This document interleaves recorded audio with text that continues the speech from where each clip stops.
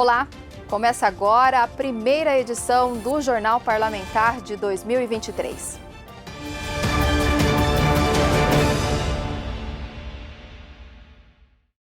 Na primeira sessão ordinária, deputados apresentaram projetos que pretendem garantir mais segurança à população e combater a criminalidade em Mato Grosso do Sul. O caso da menina Sofia, de apenas 2 anos, foi referência para as indicações de algumas propostas. Os deputados e deputadas estaduais apresentaram mais de 5 projetos de lei durante a sessão de terça-feira, dia 7 de fevereiro. Entre as propostas, 2 são de autoria da deputada Mara Caseiro, do PSDB. A primeira pretende instituir formas de recompensa, inclusive em dinheiro, para quem denunciar aos órgãos de segurança do Estado crimes como homicídios, feminicídios e pedofilia. Essa questão hoje dos abusos, dos crimes cometidos contra as nossas crianças, nossos adolescentes, nossas mulheres, né? A gente já vem defendendo aqui nessa casa, mas assim, nos saltou os olhos e nos doeu muito a questão da menina Sofia e quantas outras crianças já não perderam a sua vida. Então, nesse sentido é que a gente entrou com essa recompensa para as pessoas que puderem ajudar nas investigações e também na prevenção de crimes como esse, né? Levando até a Secretaria de Segurança Pública, denunciando e ajudando, primeiro, a solucionar também crimes como esse que vieram acontecer. A segunda proposta indicada pela parlamentar pretende instituir o Programa Estadual de Combate à Violência Doméstica contra Crianças e Adolescentes. Qual que é o intuito desse projeto? É a gente poder capacitar, qualificar os nossos professores, pedagogos, nossos agentes comunitários, nossos conselheiros tutelares também, para que possam identificar pessoas que possam estar sendo vítimas de maus tratos, né? Crianças e adolescentes e, lógico, prevenir antes que isso venha acontecer. Seguindo a pauta de proteção às mulheres, a deputada Lia Nogueira, do PSDB, apresentou o projeto de lei denominado Mulher, Não Se Cale. A proposta foi inspirada em um modelo da Espanha, com o objetivo de combater agressões sexuais em espaços como restaurantes e bares. Assim que houve o caso revoltante envolvendo o jogador Daniel Alves, nós decidimos trazer isso para Mato Grosso do Sul. É um protocolo, não se cale, que é como se envolvesse o poder público e a iniciativa privada, trazendo para a responsabilidade, vamos dizer assim, na garantia da segurança das mulheres irem em espaços de lazer e para que elas não sejam vítimas de abuso, vítimas de violência sexual, vítimas das popularmente chamadas cantadas, para que esses bares, restaurantes, lanchonetes, casas noturnas principalmente, eles possam seguir esse protocolo, com a qualificação desses trabalhadores que atuam nesses segmentos e que eles garantam, portanto, a segurança, a proteção da mulher e para que ela não seja vítima dessa sociedade, infelizmente, muito machista que ainda existe no nosso estado. O deputado Amarildo Cruz, do PT, também apresentou uma proposta que obriga bares, restaurantes, casas noturnas e de eventos a adotarem medidas de auxílio à mulher que se sinta em situação de risco. Qualquer iniciativa que combata essa chaga que é a violência contra a mulher, que é o feminicídio, que é o estupro, acho que qualquer iniciativa é muito bem-vinda nesse sentido. Nós temos visto vários casos, infelizmente, acontecendo, aparecendo, e nós precisamos, o poder público, aqui é o lugar de tomar providências nesse sentido, apresentar sugestões, projetos de leis para que sejam tomadas medidas rígidas no combate a essa chaga que insiste em continuar, infelizmente, aqui no nosso estado. Já o deputado Rafael Tavares, do PRTB, pretende instituir a política estadual de proteção à criança e adolescente vítima de crimes e maus tratos, além da criação de um centro de atendimento integrado para este público infanto-juvenil, vítimas ou testemunhas de violência. Nós temos um problema sério em relação à delegacia hoje, que só funciona até às 17 horas. Então, a partir desse horário, eu teria que levar lá na DEPAC, no centro, que é um ambiente que não é adequado para criança vítima de violência. Nós queremos criar um centro integrado que já consiga ter o atendimento da delegacia 24 horas, que já consiga também fazer um auxílio jurídico e também um acompanhamento psicológico, para que essa criança e as testemunhas consigam ter um tratamento adequado. Efetividade da aplicação das leis aprovadas pela Alemes é tema do quadro Fatos e Opiniões. Acompanhe.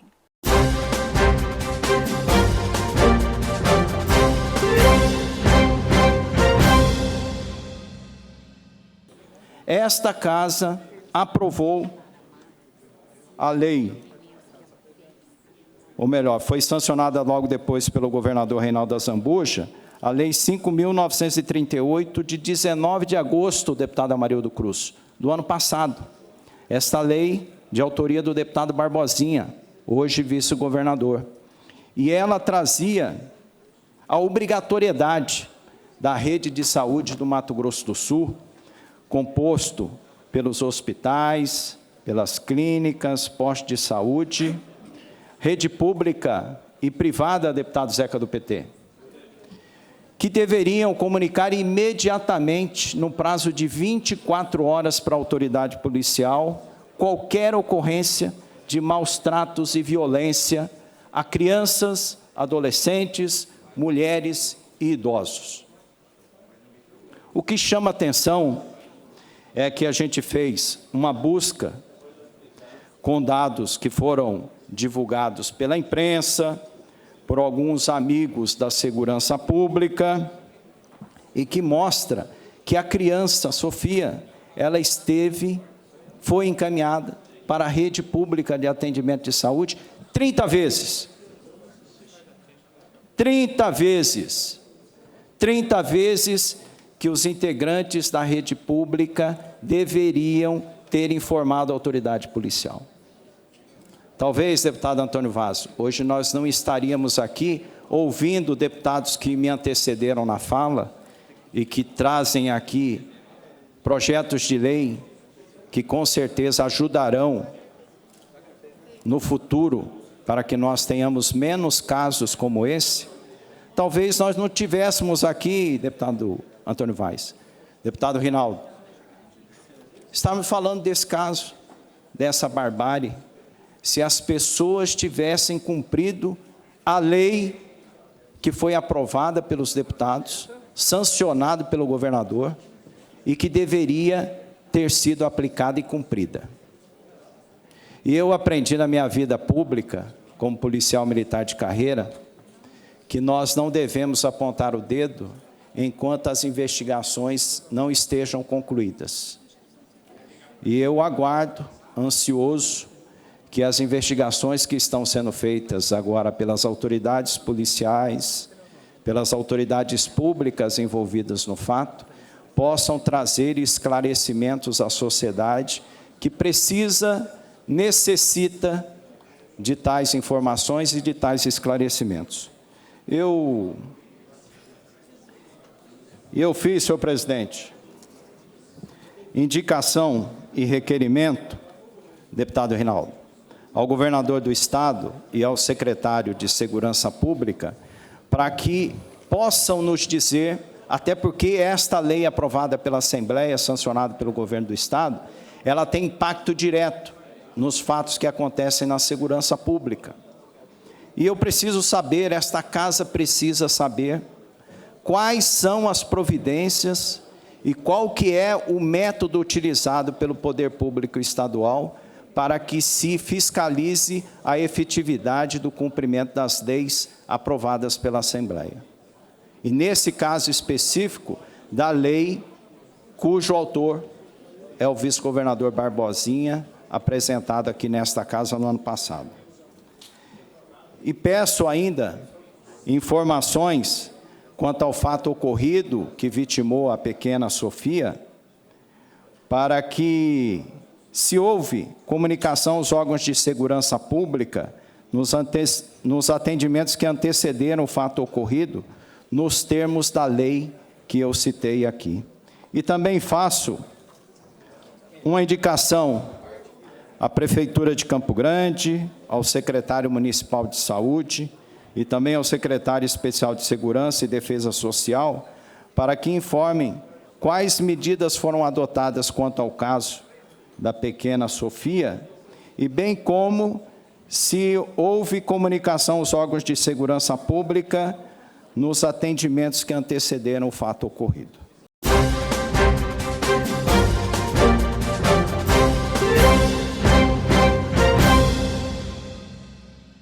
Acesso a medicamentos e produtos à base de canabidiol para tratamento de doenças, síndromes e transtornos de saúde pode ser uma realidade em Mato Grosso do Sul. Proposta de autoria do deputado Pedro Kemp, do PT, garante o acesso para pacientes aos remédios com substâncias extraídas da planta cannabis sativa.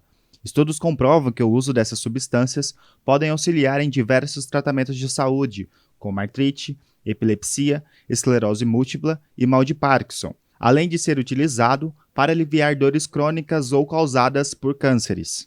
Esses medicamentos, inclusive já com a aprovação da Anvisa, eles se mostraram bastante eficazes no tratamento de algumas síndromes e doenças raras. E crianças, por exemplo, que têm convulsões, né, até um número elevado de convulsões por dia, né, elas tiveram um resultado bastante satisfatório fazendo uso desses medicamentos. E até alguns casos de doença de Parkinson e outras doenças raras, né? Acontece que esses medicamentos são muito caros, né? As famílias de baixa renda não têm acesso. Então, quem pode adquirir acaba proporcionando para os seus filhos, para as suas pessoas da família, esse medicamento que tem sido bastante eficaz. Confira agora o quadro Fatos e Opiniões dos deputados estaduais durante a primeira sessão da semana.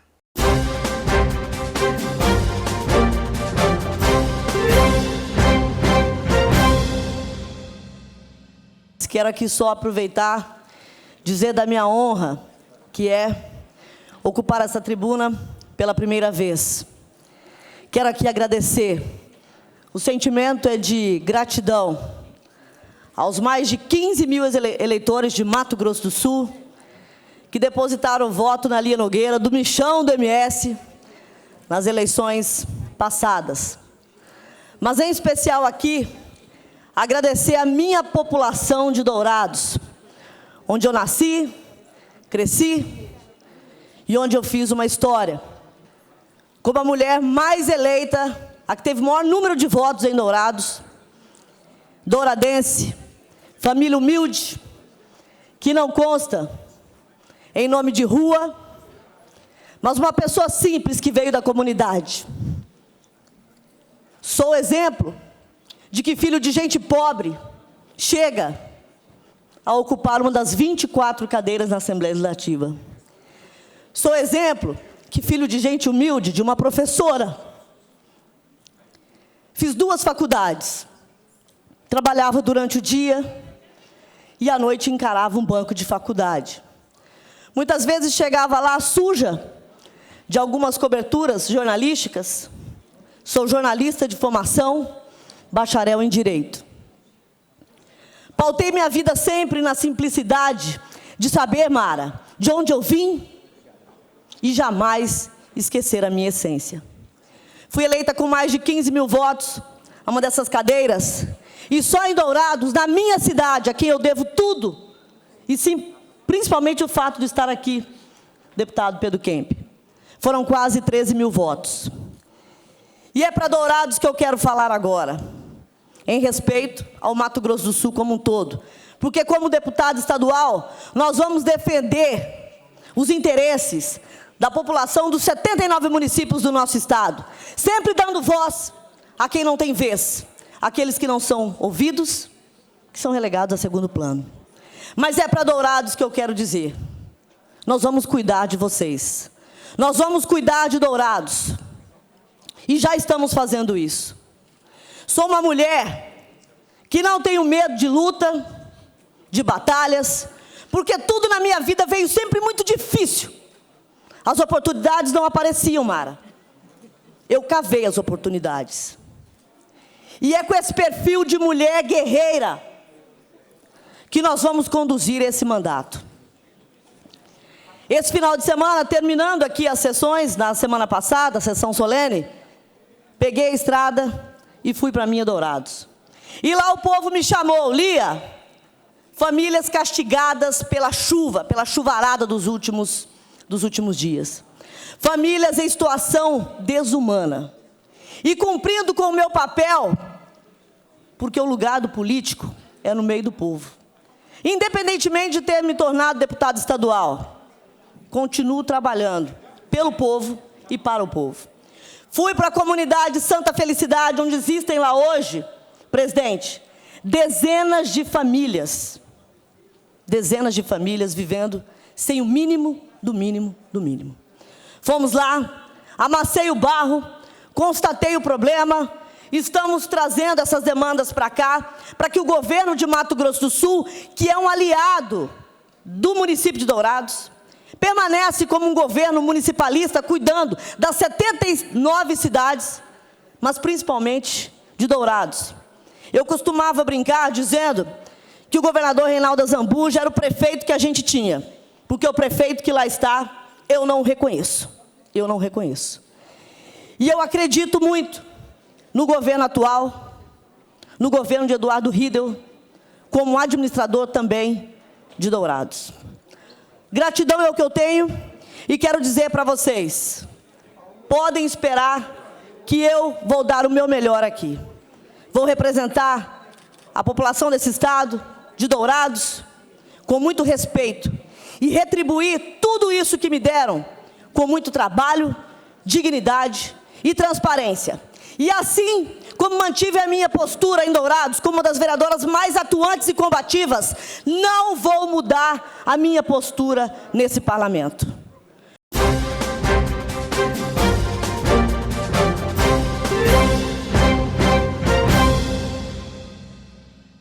Quero hoje usar esse espaço para, primeiramente, desejar a todos um ótimo ano e uma feliz jornada ao longo dessa 12ª legislatura.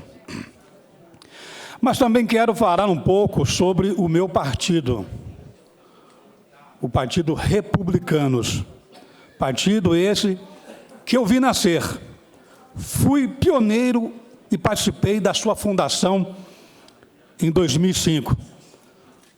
Então, até então eu era vereador lá em São Paulo, né? E eu fui um dos fundadores do Republicanos lá em São Paulo.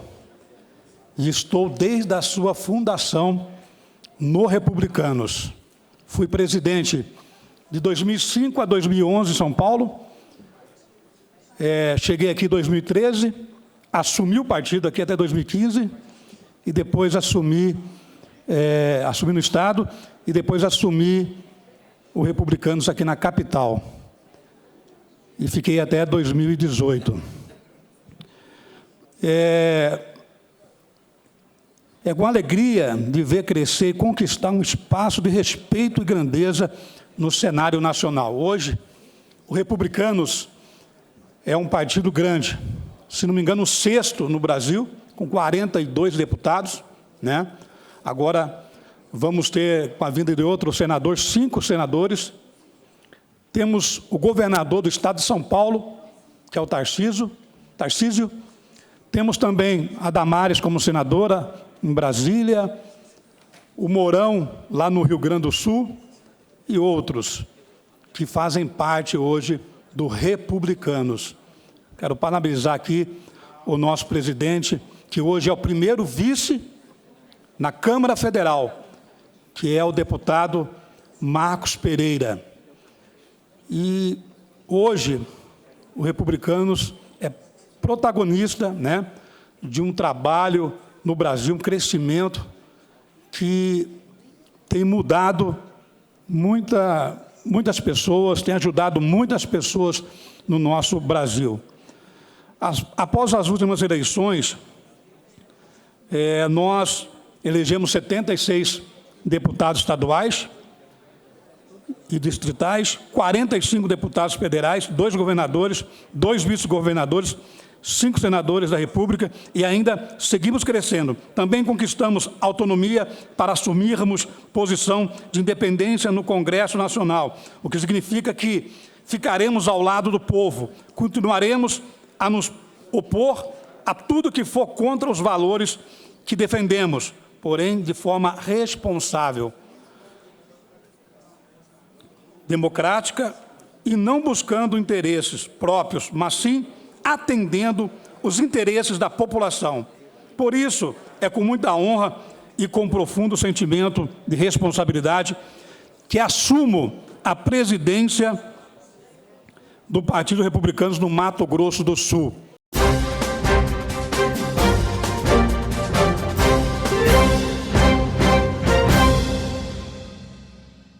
Mudanças no regimento interno da Casa de Leis serão avaliadas por comissão de parlamentares nos próximos dias. Kleber Clajos traz mais informações. Mudanças no regimento interno serão avaliadas por comissão de parlamentares nos próximos dias. Entre os pontos passíveis de atualização está a inclusão das sessões híbridas, adotadas em novembro de 2020 no contexto da pandemia, e que permitem a participação dos deputados de forma presencial e online. Nós vamos formar uma comissão com 3 senhores deputados para que a gente possa apresentar uma proposta para deliberar no começo, na primeira sessão da semana que vem já, até que a gente altere ou não o regimento, de como que nós vamos fazer as nossas sessões. Se elas continuarão sendo híbridas, com a possibilidade de votar de maneira virtual ou não, se elas continuarão podendo ter manifestação de maneira virtual ou não, como que ficarão as manifestações. O regimento tem uma previsão, um horário de início das sessões aqui, também que é essa proposta de como que nós tocaremos a ação no pequeno, no grande expediente, número de deputados a falar. A nossa proposta é que a comissão já analise o retorno ao regimento como ele era antes e aquilo que precisar mudar de acordo com essa inovação que está à nossa disposição, que é a sessão híbrida. O novo modelo de trabalho será avaliado pelos deputados Júnior Mock, Pedro Neto e Pedro Kemp. De acordo com o presidente da Lemes, deputado Gerson Claro, a proposta deve ser entregue já na próxima semana, visando atualizar o regimento interno da Casa de Leis. A deputada Mara Caseiro, do PSDB, vai assumir a presidência da Escola do Legislativo, o senador Rames Tebet.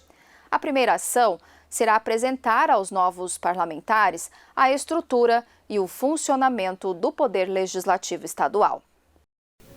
A acolhida de novos deputados e servidores será realizada pela Escola do Legislativo. O anúncio foi realizado durante sessão pelo presidente da Lemes, deputado Gerson Claro, junto com a indicação da presidência do setor. A senhora deputada Mara Caseiro, que assumirá a presidência da Escola do Legislativo e que nós já conversamos, estará organizando um receptivo para os novos deputados, para assessoria tanto jurídica quanto assessoria de gabinete, especialmente para os novos ou quem já está, que trocou alguma assessoria, para a questão de funcionamento do pequeno expediente, grande expediente. Diante dessa missão, Mara Caseiro ressaltou a importância dessa estrutura de suporte às ações da Casa de Leis. E é nesse sentido, então, que nós vamos estar organizando essa recepção, né, de todos os parlamentares, principalmente os novos, né, para que possam estar qualificados, entendendo como que funciona toda a dinâmica de uma sessão, né, e qual a função inerente a todos eles. Temos muitas boas ideias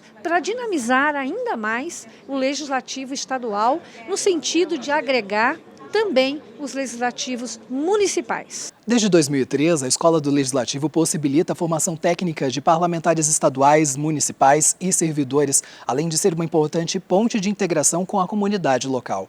Suas ações possibilitam também aos novos parlamentares conhecer melhor os trâmites dentro da Casa de Leis. Como um parlamentar que comecei o mandato agora, só posso agradecer esse tipo de iniciativa, porque esse treinamento é necessário, né, até que a gente possa adquirir o traquejo, saber exatamente como funciona a instituição e, ao fazer isso, potencializar aquilo que a população acredita que deva ser o nosso trabalho. Mostra o zelo, o cuidado da casa para principalmente com os novos deputados, mas é um curso extensivo para todos os deputados, com os colaboradores dessa casa, no intuito de prestar um serviço de qualidade para quem precisa, que é a população.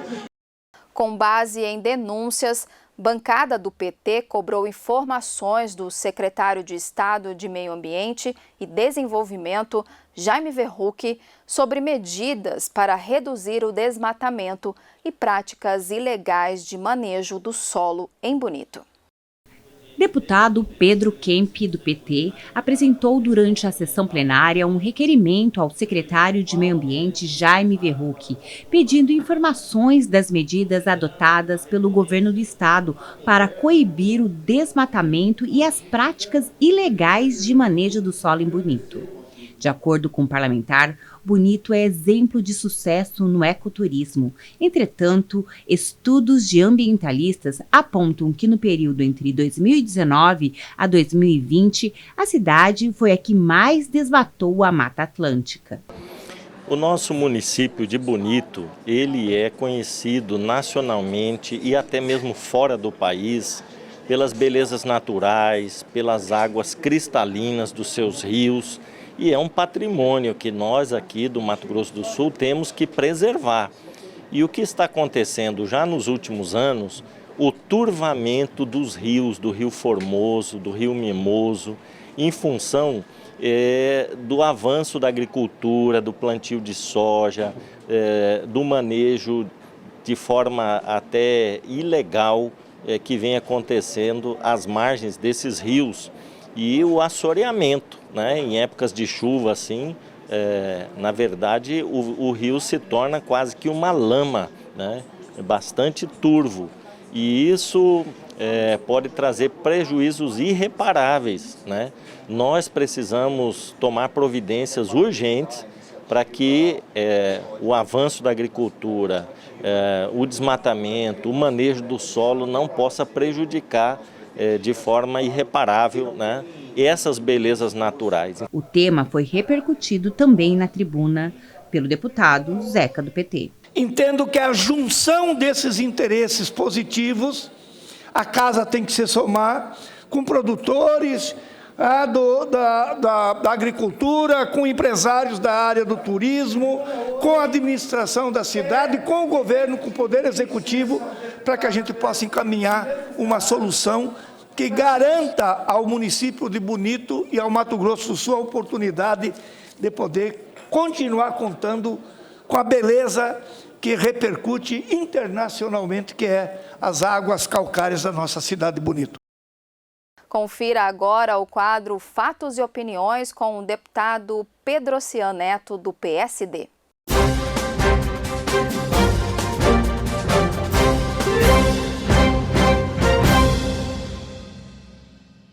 Eu elegi o tema da saúde para ser o objeto do meu primeiro pronunciamento aqui nessa Casa de Leis.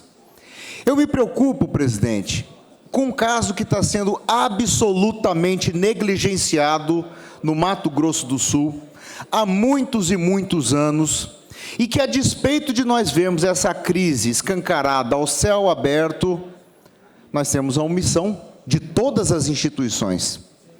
Eu me refiro especificamente ao caso do maior hospital filantrópico do Mato Grosso do Sul, que é a nossa querida Santa Casa de Misericórdia de Campo Grande. Esse hospital que é centenário, esse hospital que teve a grande contribuição e é o pilar de sustentação do Sistema Único de Saúde do nosso estado, responsável por 1/3 da produção ambulatorial e hospitalar, encontra-se em grave situação financeira. Mas, Pedro, de que tamanho é esse problema? Eu tenho certeza que muitos de vocês não sabem que o endividamento desse hospital é da ordem, senhor presidente, de R$500 bilhão. R$500 bilhão. Dívida que está alongada, em alguns casos com alguns bancos públicos, com Caixa Econômica Federal e outros privados, mas que está impondo a esse hospital um pagamento de uma parcela mensal da ordem de R$5 milhões do seu faturamento. Um hospital que, a despeito de ser absolutamente relevante e o mais resolutivo nesse estado, ainda se encontra com déficit operacional e financeiro da ordem de 4, 5 milhões de reais por mês. E o que me incomoda, senhor presidente, é que nós temos uma espécie de jogo de empurra entre as instituições. De um lado, nós temos a Prefeitura de Campo Grande, que é a gestora plena, a quem compete contratualizar os serviços desse hospital, mas que, não obstante ser a Prefeitura de Campo Grande a contratante, ela recebe financiamento de maneira tripartite do Governo do Estado, do Governo Federal, além dos recursos que o campograndense deposita no Fundo Municipal de Saúde. Não é porque é responsabilidade do município que os outros entes federativos vão olhar a situação do maior hospital do nosso estado e vê-lo sangrar.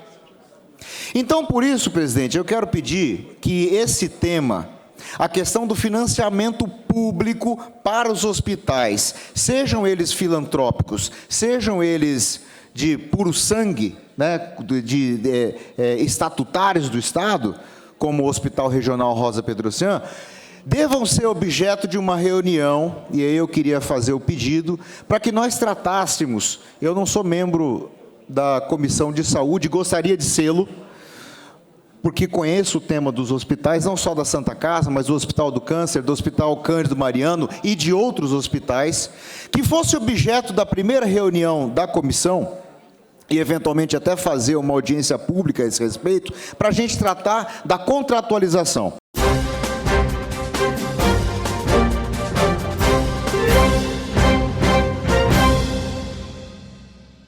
O cadastro estadual de pedófilos, criado pela lei de autoria do deputado Coronel Davi, em 2017, pode ser alterado. Conforme propôs o parlamentar, as imagens dos criminosos precisam ser melhor identificadas. Na sessão desta quarta-feira, 8 de fevereiro, o deputado estadual Coronel Davi, do PL, apresentou a proposta que pode alterar o cadastro estadual de pedófilos, Lei Estadual de 2017. O projeto de lei é um mecanismo de proteção à sociedade por meio de fotos desses criminosos. O deputado Coronel Davi propõe que as imagens dos pedófilos sejam divulgadas de forma frontal, ou seja, de frente para a câmera, para uma melhor identificação. Infelizmente, o que nós constatamos é que mesmo após 6 anos, a gente viu que o cadastro não vem atendendo a expectativa que se criou a respeito dele. E nós vimos algumas falhas pelo órgão que é encarregado de abastecer com dados o cadastro, que é o Tribunal de Justiça. E, portanto, diante das falhas que nós constatamos, para não deixar dúvida para ninguém, nós apresentamos um projeto de lei que visa ampliar o cadastro estadual de pedófilo no sentido de se tornar obrigatório, sem dúvida para ninguém, de que o cadastro tenha foto do pedófilo e que esta foto seja de frente, para que a população não tenha dificuldade nenhuma em identificá-lo. Conforme os números da Sejusp, Secretaria Estadual de Justiça e Segurança Pública, só no mês de janeiro deste ano, em Mato Grosso do Sul, foram 117 crimes desta natureza. Em Campo Grande, 55 casos registrados de pedofilia. Nós estamos tendo, infelizmente, uma ocorrência muito grande desses crimes e que vem atingindo sobremaneira as nossas crianças e adolescentes. E é importante que a gente possa disponibilizar instrumentos de defesa para as famílias, para as nossas crianças e adolescentes, para as mulheres, para os idosos, mas é importante também que os órgãos públicos que estão diretamente relacionados ao cumprimento desta lei possam cumprir as atribuições legais que lhe foram impostas. E é isso que a gente está cobrando. Confira agora o quadro Fatos e Opiniões dos deputados estaduais.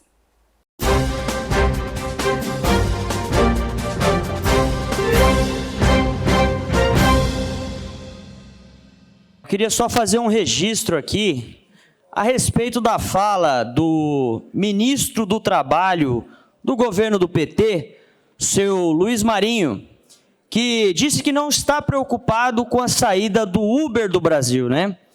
Abre aspas, se sair, posso chamar os Correios para fazer outro aplicativo. Fecha aspas. Senhores, imaginem a situação aí, você chamar um Uber dos Correios, 7 dias úteis para ele chegar, e se você não for extraviado no meio do caminho, né? A incompetência dos ministros do PT, todos já sabem, mas eu não sabia que eles eram humoristas para fazer esse tipo de piada. Daqui a pouco o PT vai querer de volta a Telemes no lugar da Vivo e da Claro, de repente a Enersul, né, novamente. Pessoal, 1,5 milhão de famílias no Brasil que vivem hoje diretamente dos aplicativos de transporte. A irresponsabilidade desse ministro em simplesmente descartar esses empregos e transformar a vida dessas pessoas aí, né? Agora, eles querem transformar o Uber nos Correios. Eu queria lembrar para vocês aqui como é que foi os Correios no governo do PT. Rombo de 5,6 bilhões de reais no Postales, o fundo dos servidores, que foi sangrado por investimentos suspeitos ou pouco rentáveis. Em 2015, a conta chegou para os trabalhadores do Correios, que, em alguns casos, tiveram o bloqueio de quase 26% do salário para cobrir a roubalheira nos Correios. É isso que o PT quer fazer com o Uber. O governo do PT que prometeu aí picanha e cerveja para os brasileiros vai entregar desemprego, afastando as empresas do Brasil. Os motoristas de aplicativo aqui do Mato Grosso do Sul, pessoal, podem contar com o Rafael Tavares como deputado estadual aqui nessa casa para defender a manutenção do trabalho e impedir que o PT destrua o trabalho dessas pessoas. Muito obrigado a todos.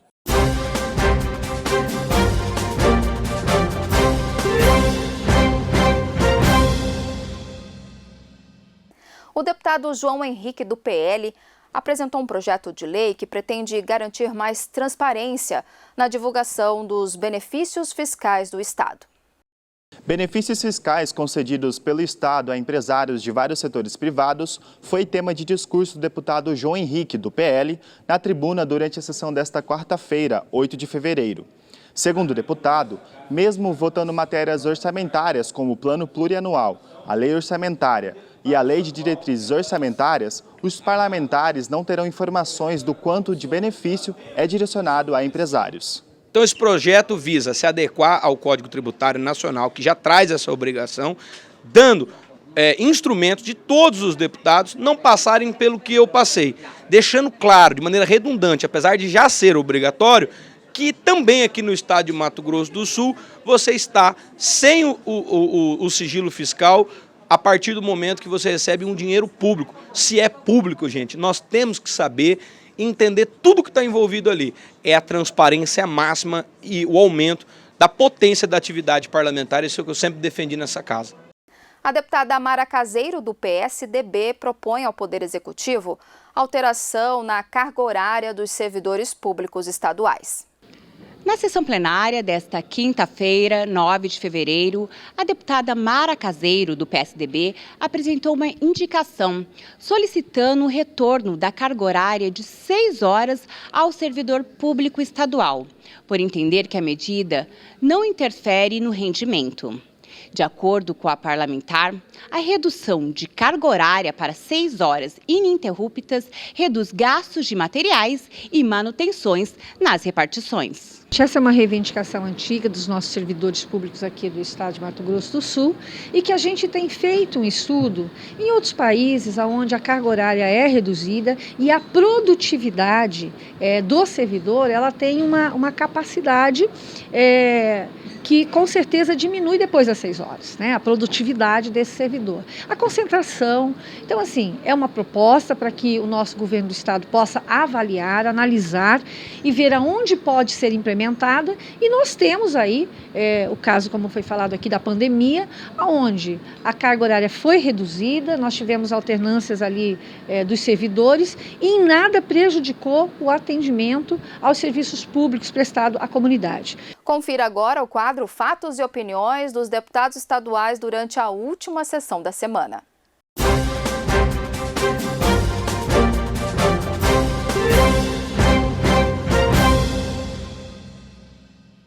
Vou fazer o uso da palavra de um tema de natureza econômica, de grande importância nacional, bastante complexo, tecnicamente espinhoso, mas que, não obstante todos esses desafios, nós precisamos, nessa Casa de Leis, nos debruçarmos sobre ele, porque ele vai ter um grande impacto na vida do estado do Mato Grosso do Sul.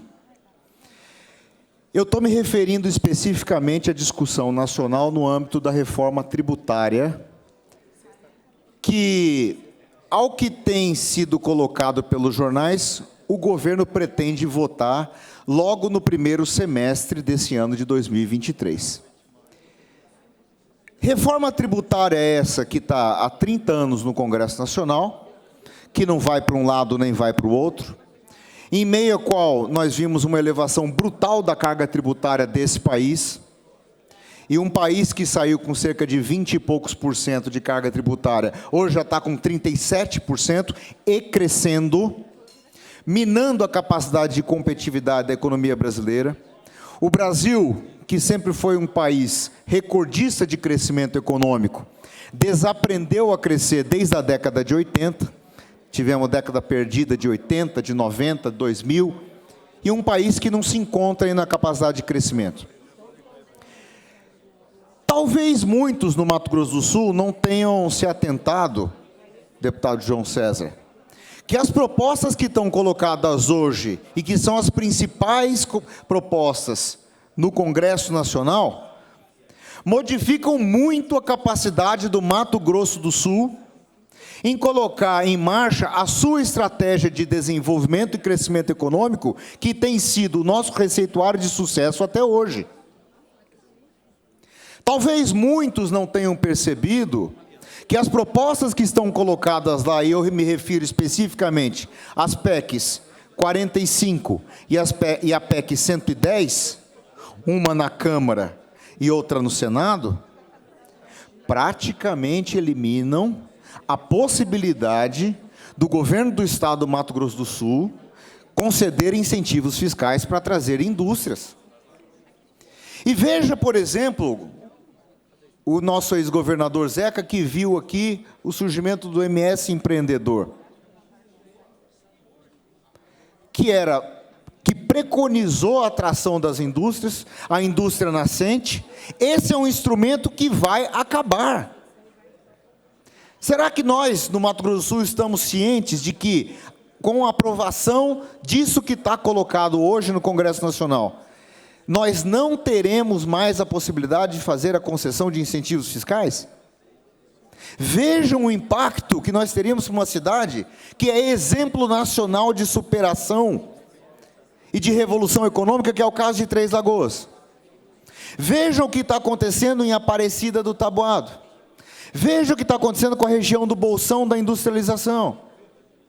Vejam a necessidade de uma capital como Campo Grande, uma cidade da envergadura de Dourados, uma cidade como Corumbá, que precisa desesperadamente de novos empregos, novas indústrias. Será que a gente está preparado para perder esse instrumento de incentivo fiscal?